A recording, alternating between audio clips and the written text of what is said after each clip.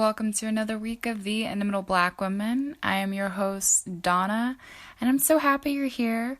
It's been a tough week, but I hope that this interview that I do brings a little cheer to you. So I'm not going to hold you back. Imagine I'm giving you a hug because I'm happy you're here. And now imagine we're about to give this chicken soup to the soul of an interview with, I don't need to say her name, she says her name. So let's jump into it. What is your name? My name is Brittany Scott. Where are you from? Los Angeles, California. Is there like a specific spot? Like if someone who was from LA, how would you describe where you were? South Central. What was it like growing up for you? I was a very sheltered child, so I didn't even realize the type of area I lived in until maybe middle or high school. So growing up was carefree. I have a younger sister. We would go on family vacations all the time. My mother kept us busy, so we were always active. We always had after school activities, so we never had downtime or free time.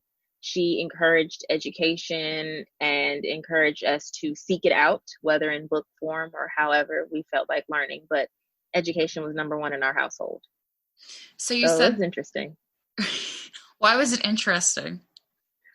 I was the only child that I knew of that had to write book reports and all types of other papers and term papers, talking about my summer, what I did, the museum we went to, telling her what it was like, even though she was with me. So, interesting. So you said that you lived very sheltered and didn't realize like, or the area. What was that comment you made? Oh, the type of area I live in. Yeah. It's different now. It's changing. The gentrification is happening over here. But before that, it was, it's kind of hood over here. And there was a lot of gang activity. There still are some, but it's nothing like it used to be. And I didn't even know that was here or that existed until I was at least 13, 14, because my parents made sure that we just didn't know about it. What do you think is a misconception that people have about someone that lives in an area that they would label hood? That I am the misconception. They think that when they meet me and I tell them where I live, it doesn't make sense to them. People think that if you live in this area, you are gang affiliated, or you are, I guess the colloquial term now is ratchet, or real hood, or you just have this certain stigma that you see in movies and that's played in the media. And we're not all like that. So wait, were you homeschooled? No. No. I went to a private school, which is actually in the area, but it's private. It's at a church. So I was there at elementary school, and then middle and high school, I was in Palisades, Brentwood area, which is a very different aesthetic. So what was it like when you were in that aesthetic? So my first time going there was a huge difference. Also, because people don't know Brentwood or Palisades, can you do me a favor when you're telling this to explain what that's like? I was like, oh yeah, I know what that's like. But I was like, people don't know. If you don't know California, you don't know what that means. Not at all. Okay. So Brentwood, to me, is the real Beverly Hills, Bel Air area. That's where the real rich people live. Like the Maria Shrivers live over in Brentwood. So it's very ritzy. It's very uppity. You will have a lot of people that have trust funds. You run into a lot of trust fund kids in that area. And in Pacific Palisades, that's where, before Kobe moved to Palos Verdes, that's where he and his family used to live. So it's, again, a very expensive neighborhood to live in. For example, the new mall that they just put in Palisades, I think it's $40 to park flat. Right. Just to give you an idea of how they feel about money.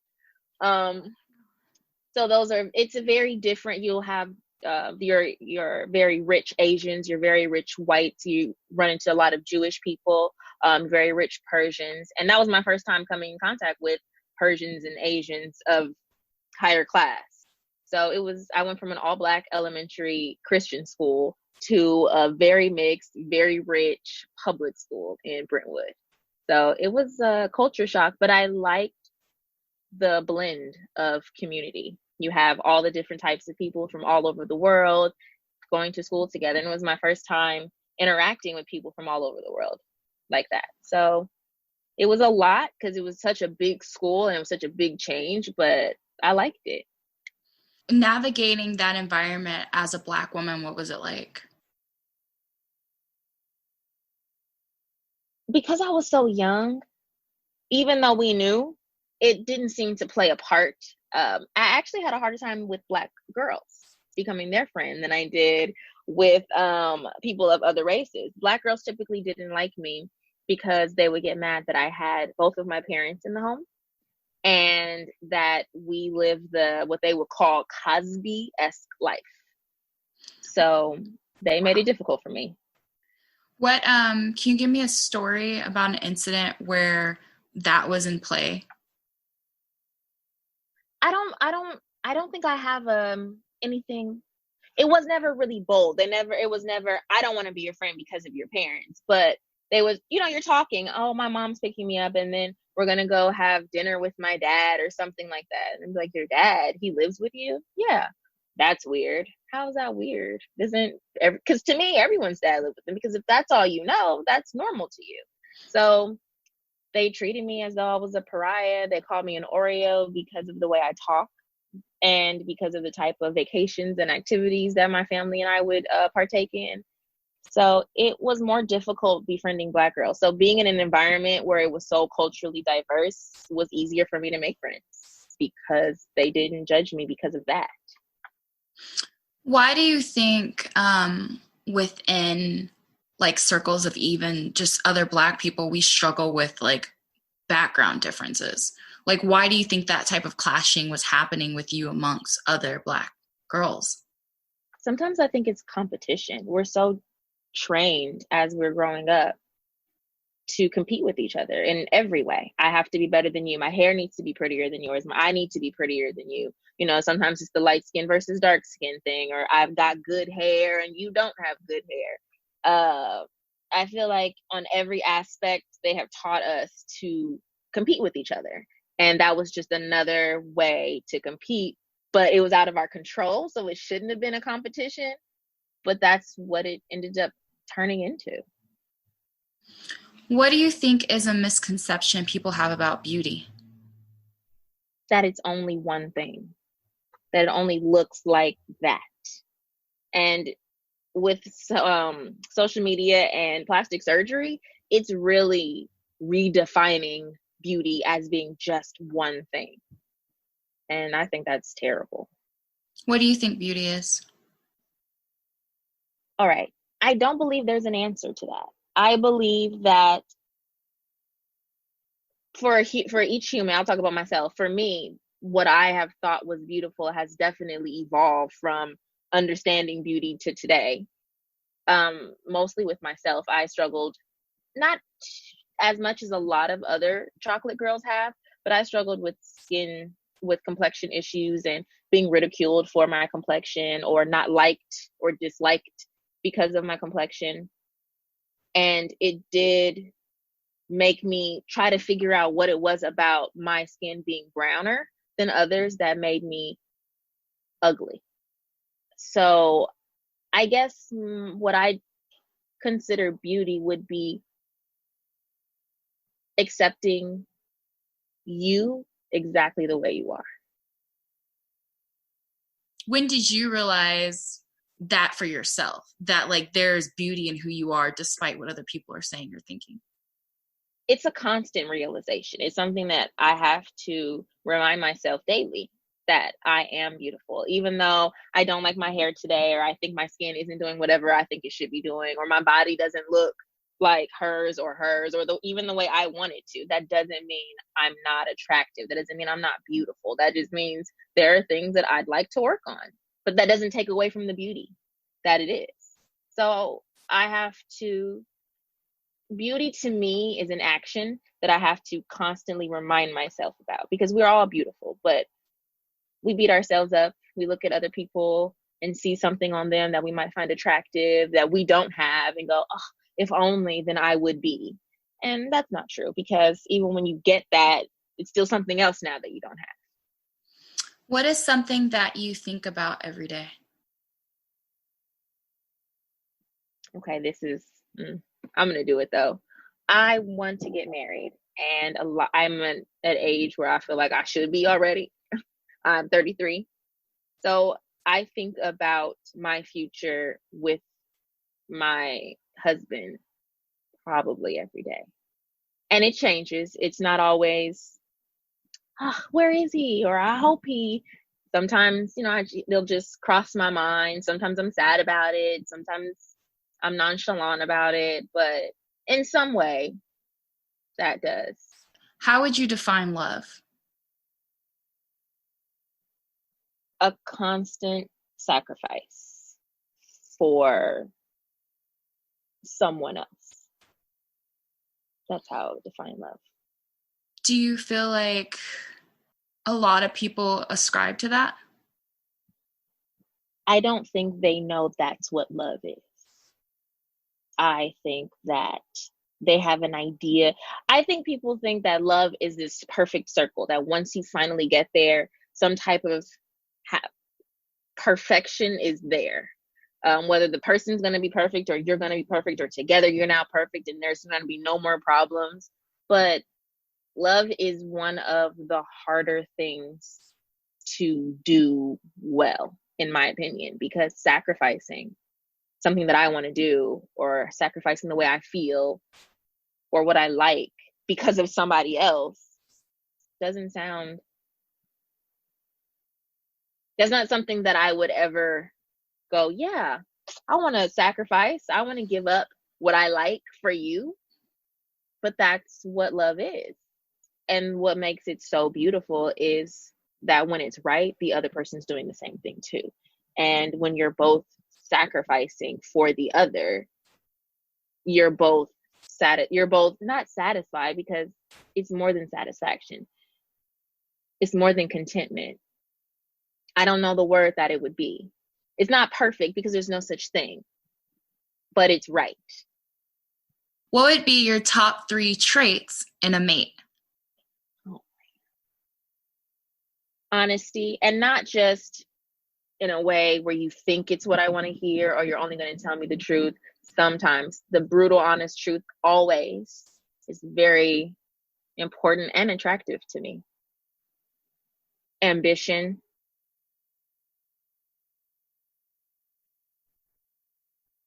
And God-fearing.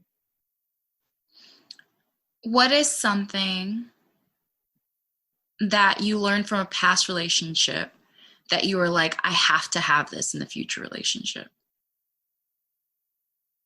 Okay, vulnerable again. So my last relationship was, every relationship has problems, but all in all, there were some really wonderful traits that he had, and the way we gelled together, it was harmonious. It was sacrificial. We enjoyed each other just as humans, not just as lovers. And I know people always say, you got to marry your best friend.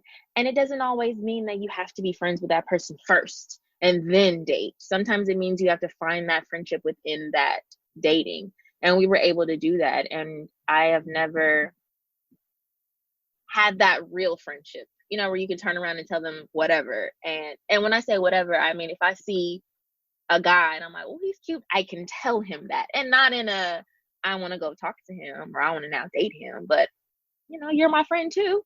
He's cute, and respectfully, but yeah. It was a type of, we had a closeness that I've never had and never even thought was possible with another human that you weren't related to.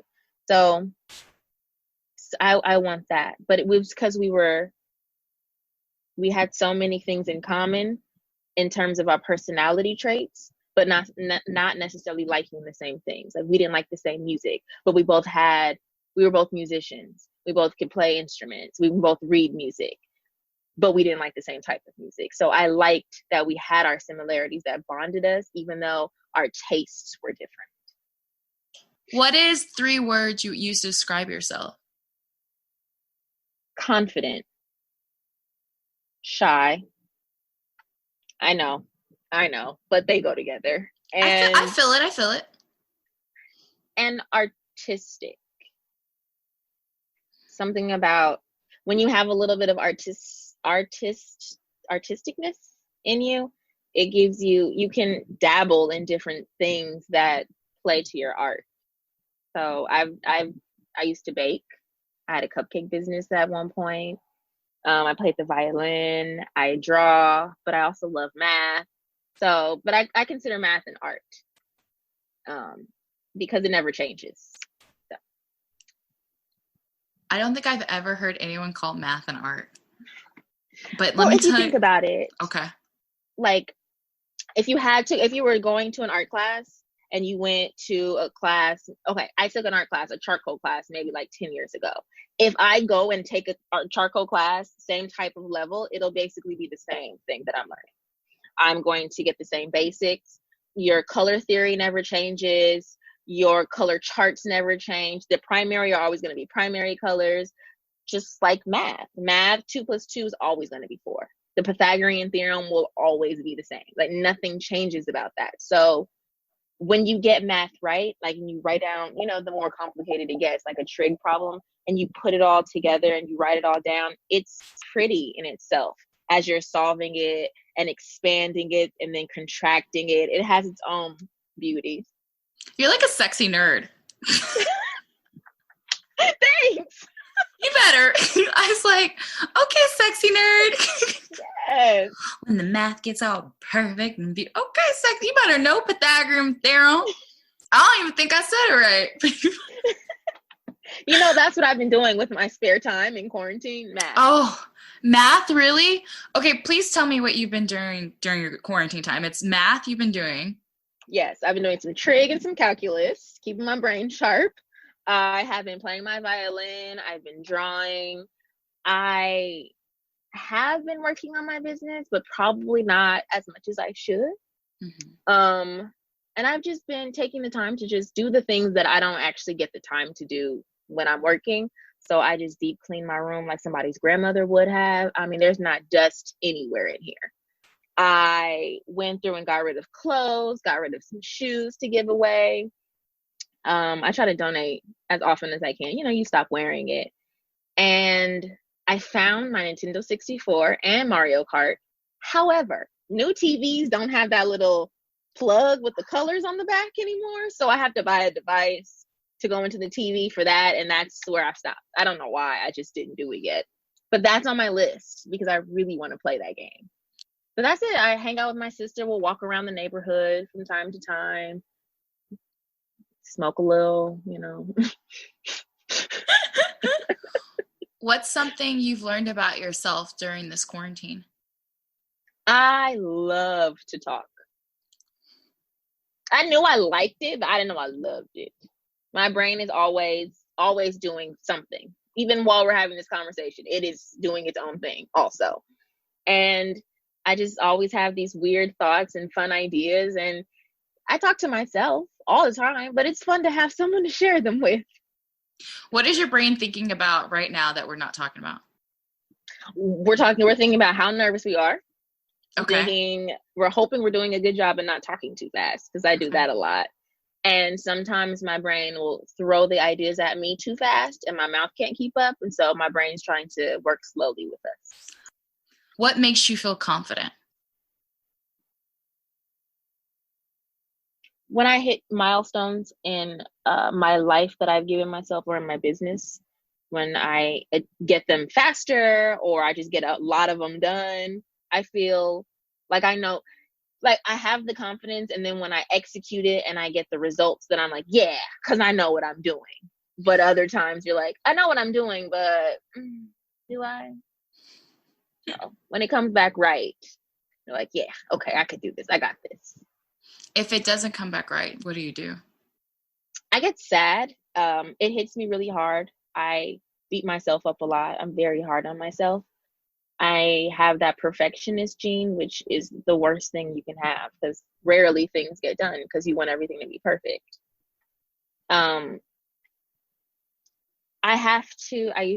Smoking is my therapy. So I'll smoke and I kind of collect myself. I have to remind myself, failures happen, but that doesn't mean you're a failure. Now you know what didn't work. Let's try something else. what happened? Let's break it down. Let's dissect that. What happened? Sometimes you break it down and realize it had nothing to do with you. It was whatever else, the other person, other situations. Reflecting helps me to keep that confidence, and honestly reflecting, criticizing myself and telling myself that, I don't, when I criticize myself, I try not to say you're terrible, but I'll say you can do better. You're better than this. So pep talks, and sometimes they take a week, sometimes they take a day. What is the best advice you've gotten about business? Failure doesn't mean you failed. Ooh, go into that more. I love that. Just because you started and you think you have an idea, you have it all written out, and this is the path you think you're going, and this is the business you're going to have, you may end up all the way over here and have no idea how you got there because, well, you do, because this one failed. But that doesn't mean that it was wrong for you to have that ambition, wrong for you to have that passion, or wrong for you to have that drive. It just means that wasn't it. So try that one. Okay, that one didn't work either. But you're learning all the things about why you failed. For example, I worked at a few businesses that failed. They were small businesses, and I got a chance, because they were so tiny, to see where they messed up, where their failures were.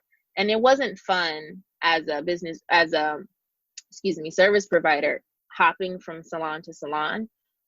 But I did get a chance to learn what I don't want to do with my business, what I want to avoid, and what I'm looking for now that I've had those experiences. So just because it failed doesn't mean I'm a failure or they're failures. Do you remember the first time you experienced racism? Blatant racism, yes. Okay. I was in Norway. My uncle lives there. And we were at some campsite. And my sister and I were at the playground. I might have been 15 and she might have been 14, something like that. And we're minding our own business. We didn't try to play with the other children. We were just on swings, just having fun. And all of a sudden, it might have been 6 other kids at the park. 2 of them looked like they might have been right out of high school or just about to finish. And then the rest of them looked about our age and maybe elementary school. And this girl walked up to us, and I don't remember what she said to me, because she ended it with nigga. Yeah. And it was my first time someone blatantly walked up to me and said that. So I just kind of looked at her and I said, what? And she said it again. And my reaction, I'm not a fighter. And my reaction was to hit her. But the only reason I didn't is because there were more of them than us. So if it was pretty even, or it looked like we could have taken them, I would have hit her. How old were you? I think I was 15. Wow. She was your age grade, too? I think. About that. In the teen, the early teens somewhere. Wow. I remember her too. I don't remember her face well, but she was a fat little white girl. Really, really short haircut, like tapered to her head, kind of. Just a regular, like, there was nothing spectacular about her. There was no feature. I just remember her being really round, and I equated her to a Weeble. Do you remember the Weebles, the little toys? I don't know how old you are, but it was we're the same age. Toy. We're the exact same age. So they were like round, and you can like put them in the little bus, and it had little holes for them. Yes. And they clicked in. Wobble, but they don't fall down. Yes. Oh my gosh. That's what she looked like. A racist white Weeble. So that was my first in your face, let's be blatant with it, that I remember experiencing. How did it's such a weird thing to experience, because I feel like you could say if this is for you, I feel like there's a little bit of, and not that like racism doesn't exist, it's not in this world, but like it's one of those things, until you encounter it, you really don't grasp it. Like, it's kind of like, why would you say that to me? Or like, why would you even be racist to me? Like, it's just like it's a weird thing to encounter, because it's like, even though I know people are racist, when someone blatantly is racist to you, it's like, it's shocking. Yeah, when it's blatant like that. I just assumed that white people were always too afraid to say the N-word to my face. So I never thought that's something I'd have to deal with. My dad's from the South, and the high school he went to was one of the first high schools integrated in his area. So I've heard a lot of those stories. So I understood it. And again, because my mother's an educator, we did that whole history lesson deeply about all of it. Slavery, because she knew in school they weren't going to tell us the truth. So she wanted to make sure that we knew the truth before we went to school. And so I was very aware of racism. And I had a little encounters when we would go to my dad's hometown of not blatant, just kind of, you could tell. Yeah. Okay, they're upset because we're Black. And where's he from? In Virginia. Okay. And then in Poland, I also dealt with it. But not, again, it was just like being in America. It was too many Black people who were trying to go to a restaurant. They didn't want us there. So we sent the white people that were in our family inside to the restaurant so they could get us a table, and then we all joined. Wait, the white people in your family? Yeah, so my uncle that lives in Norway, his wife is Norwegian. That's why they live there. And then my cousin's husband is white. He is German. Okay. So we sent them in to get us a table so we could sit down. So I'm curious, when you were in high school, what was your reputation? I had a reputation for being mean. Tell me more. So I am a nice person. I know people that know me probably don't think that, or that's not the first adjective they would use to describe me. But what happened was I got taken advantage of. Might have been once or twice in middle school. Nothing big, because I can't remember the moment, but I remember going, that's not going to ever happen again. So I put up this, it's not fake, but I put up this very hard exterior because I'd rather you think that I'm unapproachable than think that you can approach me and do something wrong or mean or disrespectful. So yeah. And I'm a little blunt. And bluntness, a lot of people can't handle that. Just straight truth. And that's the only way I know how to throw it. So people's feelings got hurt. And I didn't understand that people could have reactions to the things that you said, whether it's the truth or not. It took me a really long time to understand that.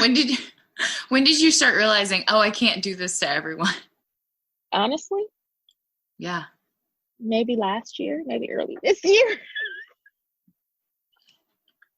What was the clicking point? What was the last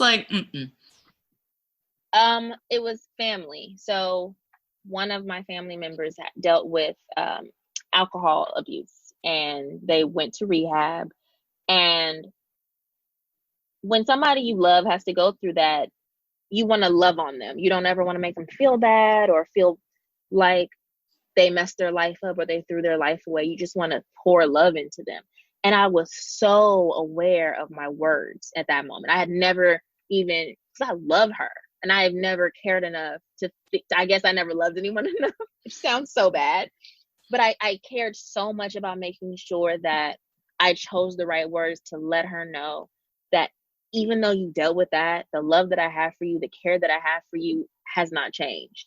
And no matter where it takes you, if, one day you have a sip or say you revert, because it's a constant battle.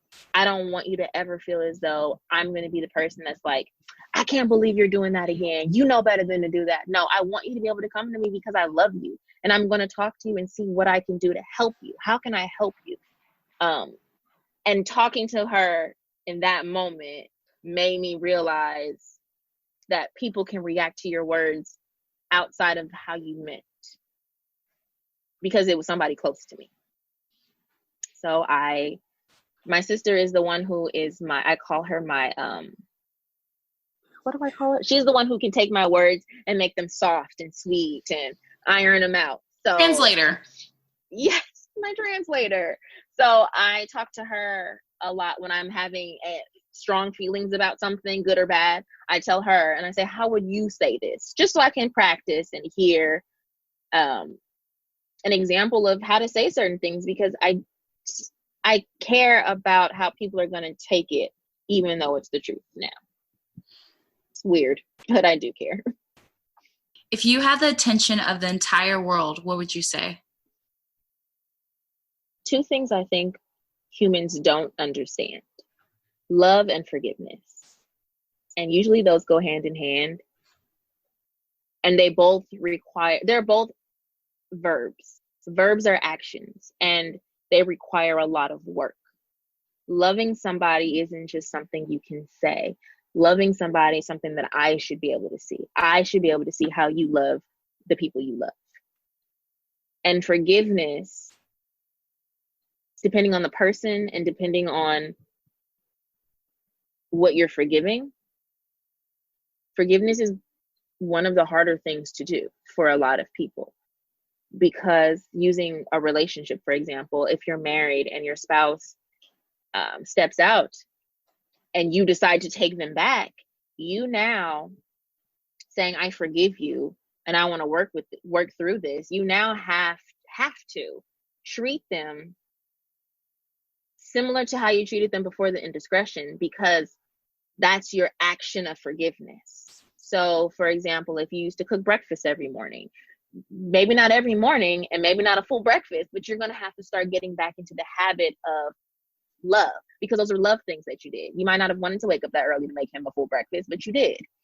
So now you're going to have to, in your forgiveness, to get back to where you were. And because you still love, you're going to have to start doing those actions. And I feel like that's where a lot of people mess up, because they'll throw that indiscretion at that person for who knows how long, because they think that that's a part of their healing, and it's not. And I would do my best to explain that to people, because I think if people can understand what goes into forgiveness and what goes into love, maybe we wouldn't be so quick to do either. I think we forgive too fast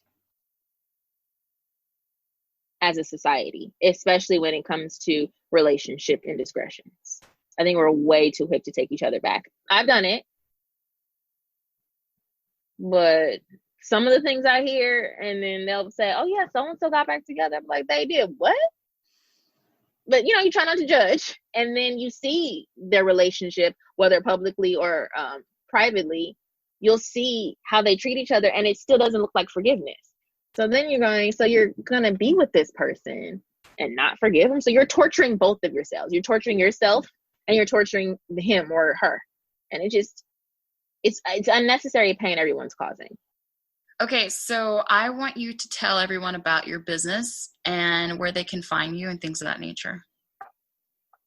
Okay, I branded myself as Britt Brow. I do brows, lash extensions, and makeup. And I'm located in West Hollywood on, where am I? La Brea, just north of Melrose. I specialize in brow growth, brow health, keeping your eyebrows, having beautiful eyebrows without makeup. You have great eyebrows. Thank you. And they used to not look like this, by the way. And with makeup, keeping you looking like you, naturally you, but still beautiful and highlighted and fun and flirty. I love it. What's your social media handles? How can people find you? My social media handle is Britt Brow on Instagram with 2 T's. The Britt Brow on Twitter, where I get a little more feisty. Okay. And yes. So, and then my website is brittbrow.com with 2 T's as well. And you can find all of my social media information from there. All of my contact information is there as well. Brittany's so fun. That was fun. The whole time I was like, I love to talk too, but I need to listen. But it was cool to talk to someone who also loves to talk, and someone who was so honest and like transparent. Like, I never take that for granted from anyone, because people don't have to be. They don't have to answer truthfully. I wouldn't know either way. Yes, I would. I could tell if people were being fake. But that's beside the point. The point is that Brittany is definitely not fake. She's so interesting. She's definitely a sexy nerd. And if you love this episode, please share it. Share it on your social media. Go follow the social media that IBW has at our Instagram at The IBW. And if it's your first time here, there are tons of amazing interviews with amazing, inimitable Black women. Go and listen to them. And I hope this brought a little cheer if you're having a tough week. And I just want to say that I love y'all. I appreciate y'all. And keep on being amazing.